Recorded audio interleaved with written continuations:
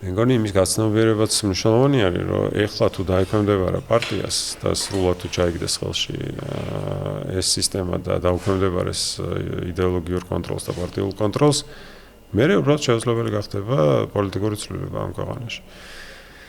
შეუძლებელი, საბოლოო ჯამში არაფერი არ არის, საბჭოთა კავშირიც დაიშალა, მაგრამ ერთ-ერთი მძლავრი იარაღი ხდება, მერე ავტორიტარული სისტემის ჩამოყალიბებისთვის, რომ უკვე მარტივად შეგიძლია გაატარო უკვე სხვა ოჯახის გვერდის ავლითაც სხვა თაობებში, ხო?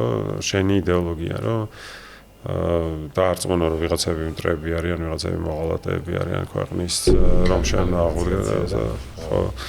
და რაღაც აი რუსეთში რაც ხდება, ხო, რომ ხა მაგალითად სახელმწიფოებში შინაარსის კონტროლია, რომ ომი რაღაცა უკრაინაში არ არსებობს, რომ იქ არის რაღაც სპეცოპერაცია. უკრაინელები არ არსებობენ, ეს იგივე რუსები არიან, ხო?